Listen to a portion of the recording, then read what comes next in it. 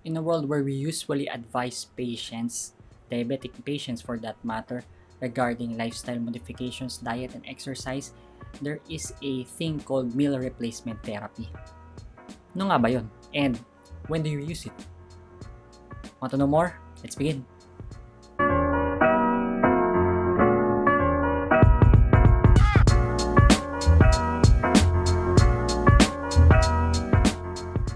Good day again guys, this is Dr. Ivan Godal, your internist and your endocrinologist. Again, kung bago po kayo dito, maraming salamat sa pagbisita po sa inyo. If you've been here before, thank you again at paulit-ulit yung pong pinapanood mga videos natin.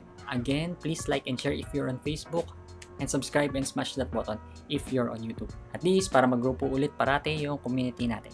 Medical Nutrition Therapy. Diba naririnig nyo na po yan, sinasuggest po namin yan sa mga pasyente natin na diabetic or pre-diabetic or yung mga obese patients natin para sana makontrol nila yung overall weight and control din yung sugar nila. One of this medical nutrition therapy is MRT, Meal Replacement Therapy. Ito po yung sinasabi nilang gatas ng mga doktor ninyo po para sabihin ipalit dun sa pagkain or idagdag dun sa pagkain. By this therapy, usually po, tulad ng kanina, makokontrol natin yung sugar natin or yung weight natin and yung overall nutrition po natin. Let's find out kung ano pa nga ba yung mga uses with this MRT. O nga pala, by the way, any of this meal replacement therapy, kung ano bang brand po yung maibibigay sa inyo, any of them will do. Siyempre, may mga preference lang po yung kanya-kanya mga doctors. I myself have preference also. But overall, kung ano po yung pasok sa budget ninyo and kung ano po yung hiyang ninyo, yun po ay okay na rin po sa amin. Parang sa bata, di ba? Kahit anong brand, kailangan lang hanapin kung ano yung hiyang sa inyo.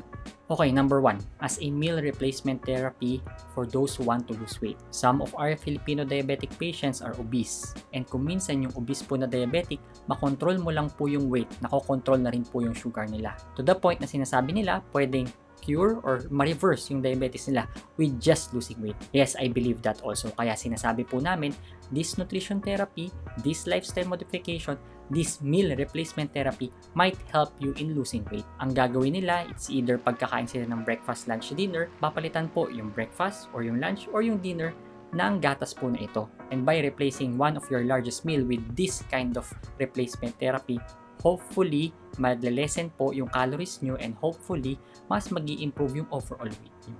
Okay, number 2, as supplemental to our diabetic patients who have poor intake and who do not need to lose weight. So, kabaliktaran yan yung number 1 po natin, no? May mga pasyente po tayong mga payat na diabetic and some of them have poor oral intake. Yung iba pa nga gustong tumaba. By adding this meal replacement therapy, pwede mong idagdag as a snack. Ibig sabihin, ibibigay mo siya as a AM snack, AM merienda, or PM snack as PM merienda. Minsan pa nga as midnight snack just to improve your overall nutrition and also controlling your sugars because this meal replacement therapy or yung mga gatas nga na yan, medyo mababa po yung glycemic index nila and glycemic load. So, ibig sabihin, hindi naman po sila ganun magpapataas dapat ang sugar mo habang iniinom mo po ito.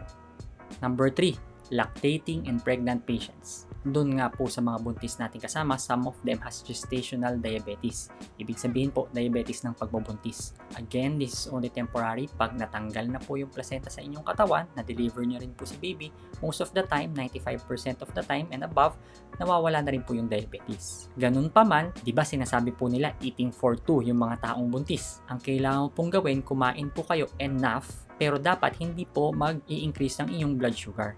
And by adding this meal replacement therapy, again, pwede mong idagdag as an AM snack, PM snack, or midnight snack, or as a replacement dun sa largest meals mo, breakfast, lunch, or dinner man yan, para hopefully makokontrol po yung iyong blood sugar. Remember, sa mga buntis ko pong pasyente, sinasabi ko po sa kanila na dapat madalas kang kumakain, pero hindi ka nabubusog. Kasi pag nabusog ka na, ibig sabihin nun, sobra na po yung kinain ninyo. Number 4, patients who have unstable chronic disease. Ito naman po yung mga cases na madalas naming nakikita sa mga clinic po namin as an endocrinologist. Most of our diabetic patients, marami na pong comorbids. Ibig sabihin na stroke na po sila, na heart attack na po sila, meron silang emphysema or COPD. Yung mga comorbids na to, medyo mahina na rin po ang kanilang pagkain. At kapag mahina ang kanilang pagkain, onti lang rin po yung nutrition na nakukuha nila. Enter this meal replacement therapy. Pwede nyo pong ibigay yan para sana makuha pa rin nila yung nutrisyon na nakukuha nila sa mga pagkain na dapat kinakain nila kahit mahina po ang kanilang appetite. And number 5, those who are diabetic patients na admitted sa hospital who needs enteral feeding. So, enteral feeding, yun yung mga may sinasaksak po sa ilong ng inyong mga kamag-anak dyan, no? Ang tawag po sa tubo na yun ay NGT, nasogastric tube. Yung tube na yun, aabot sana dun sa inyong stomach. And by that, pwede na po nating pakainin yung pasyente. This gatas will be given kasi bawal pa nga po silang kumain, and habang binibigay yun, hopefully na maintain pa rin natin yung nutrition kahit na po hindi sila kumakain per orem. Ito yung mga instances na nasa intensive care unit na po sila. So usually yan talaga yung mga binibigay namin na pagkain instead of food itself. So guys, ito po yung mga instances na pwede nating ibigay yung gatas na to as a meal replacement therapy. Doon sa mga lactose intolerant, wag po kayong matakot dyan na most of them soy-based or lactose-free. Dapat hindi po mag-aalburuto yung tiyan nyo. Well, pag nag-alburuto, try nyo yung ibang brand siguro para matingnan natin kung mas hiyang nga po kayo. And a word of advice, most of my patients around 50, 60 or dun sa mga diabetic na may comorbids na po. So madalas po talaga namin sinasuggest yung ganitong therapy. Dun naman sa mga bata po nating pasyente, yung mga 20, 30, 40 na malakas pa, pwedeng hindi nyo naman po gamitin to. Pwede namang oo as pandagdag po dun sa nutrition ninyo. Anyway, kailangan nyo lang pong tanungin yung doktor ninyo. Say hand on hand ulit, magdi-discuss kayo para malaman natin kung ano ba yung dapat na management para sa inyo. Style, nutrition therapy, or maggagamot.